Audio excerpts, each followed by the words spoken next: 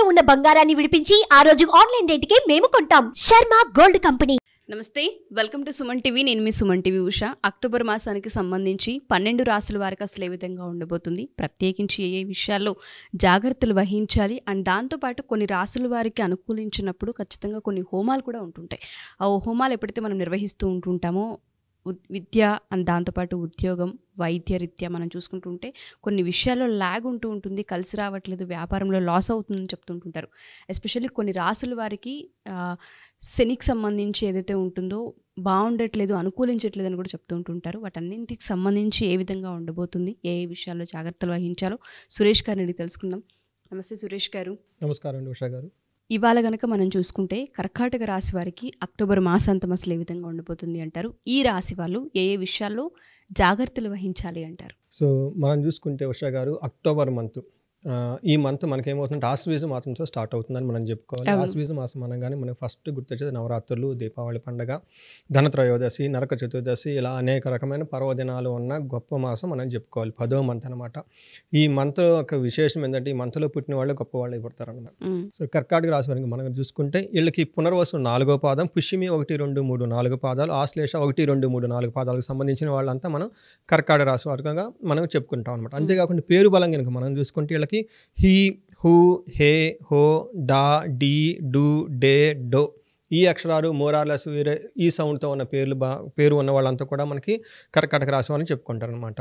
మనం గోచారం కనుక గమనిస్తే అంటే గ్రహస్థితిని కనుక మనం చూసుకుంటే వీళ్ళకి సూర్యుడు తులారాశిలో 17వ తారీఖు ఎంటర్ అవుతున్నాడు. తర్వాత వీళ్ళకి మార్పులు వచ్చే అవకాశం ఎక్కువ ఉంది.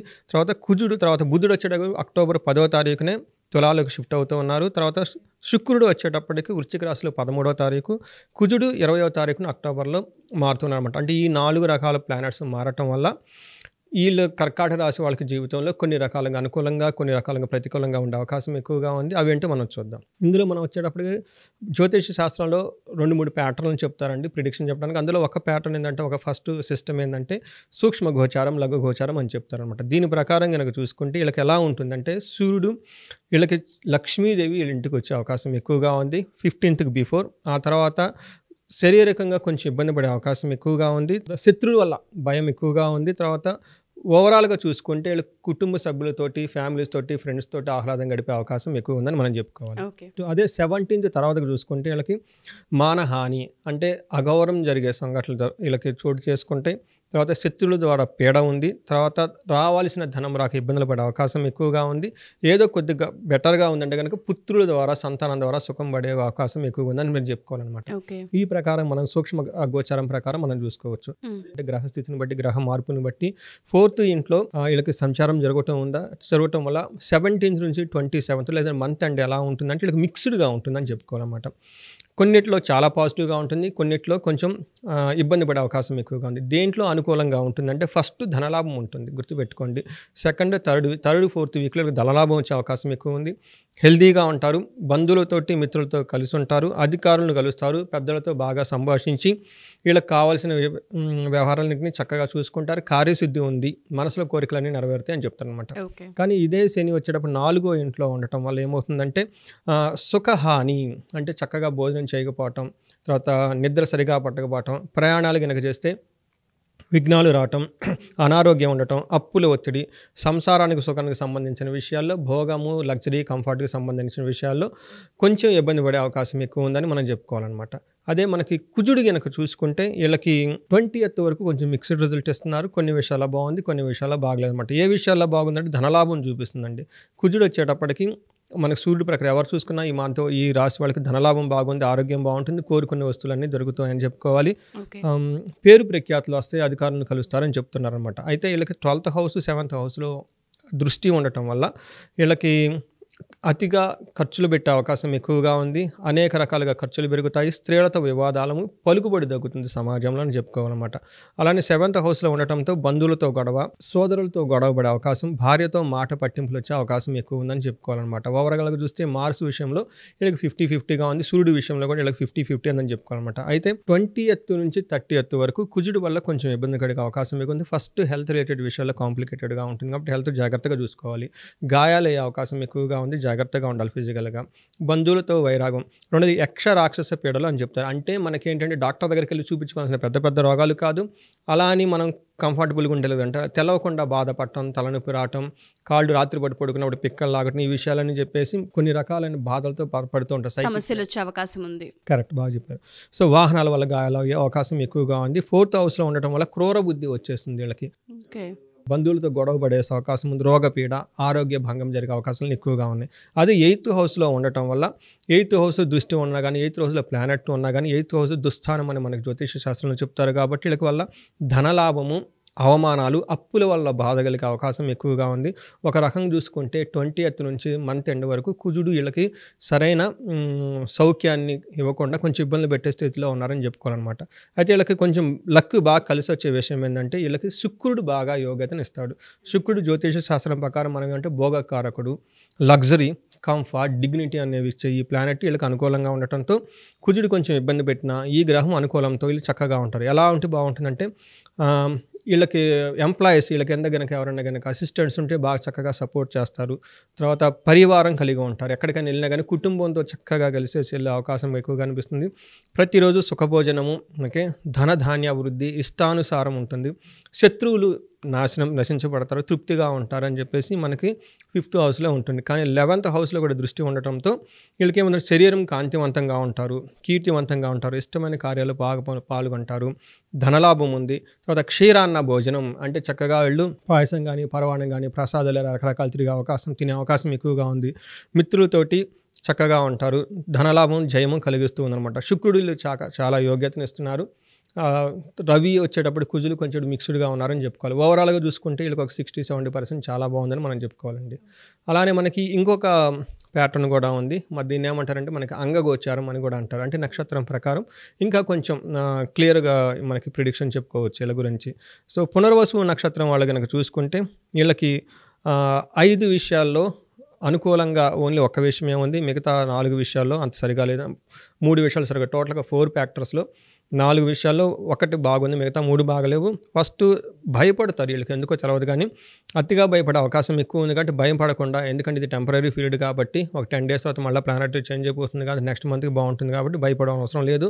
గొడవ పడి తద్వారా గొడవ ద్వారా వీళ్ళకి ఒక సందిగ్ధంలో పడిపోతారు. అంటే కన్ఫ్యూజన్లో వెళ్ళిపోయి ఎలా వెళ్ళాలి, ఏం చేయాలని అర్థం కాకుండా ఇబ్బంది పడే సిచ్యువేషన్ ఎక్కువగా ఉంటుంది. కాబట్టి ఈ టైంలో వీళ్ళు పెద్దవాళ్ళ సలహాలు తీసుకుంటే కనుక, గురువులకు సహాయం తీసుకుంటే వాళ్ళు హెల్ప్ చేస్తారు. వాళ్ళ ద్వారా వీళ్ళు విజయం సాధించే అవకాశం ఎక్కువగా ఉంది.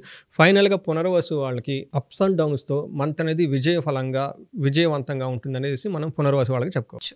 పుష్యమి నక్షత్రం వాళ్ళు కనుక చూసుకుంటే, పుష్యమి నక్షత్రం వాళ్ళు మీరు లాస్ట్ 1 week నుంచి పుష్యమి నక్షత్రం వాళ్ళు కాల్స్ ఎక్కువ వస్తున్నాయండి.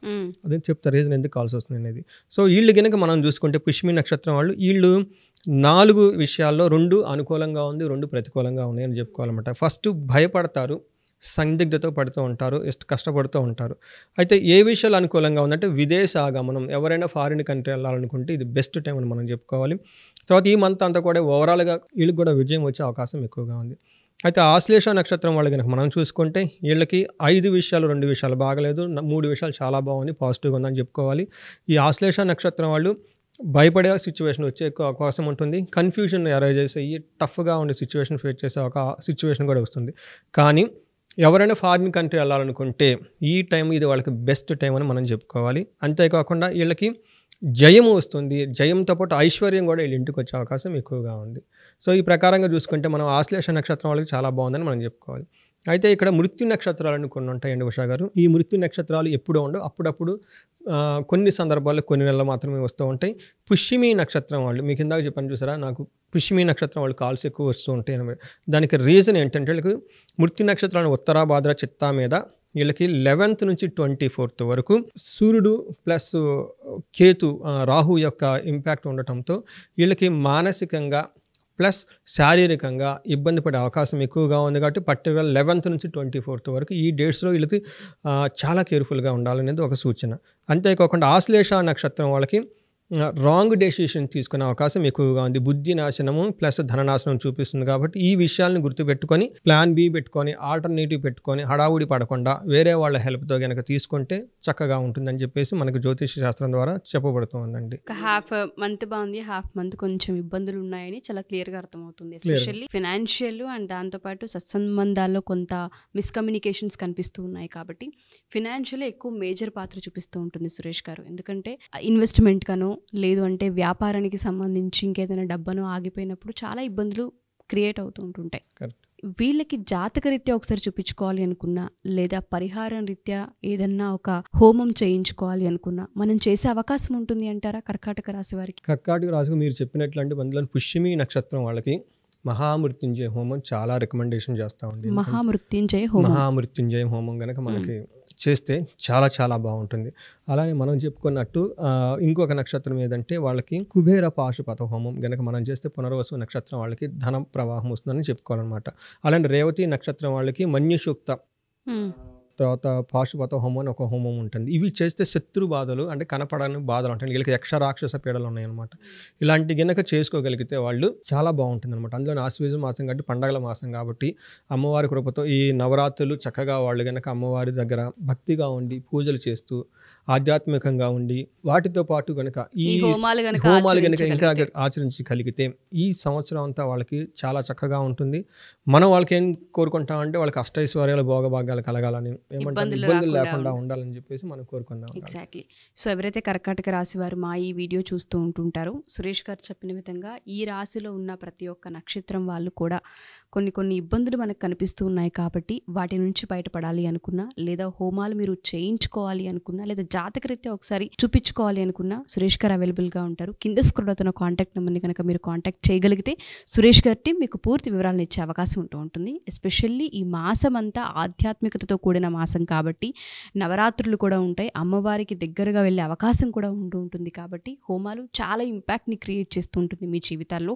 సో ఎవరైనా చేయించుకోవాలి అనుకున్నా జాతకరీత్యా అపాయింట్మెంట్ మీరు తీసుకోవాలి అనుకున్నా కింద స్క్రోల్ అవుతున్న నెంబర్ని కాంటాక్ట్ చేయండి. థ్యాంక్ యూ సురేష్ గారు. Thank you so much. Thank you అండి ఉషా గారు.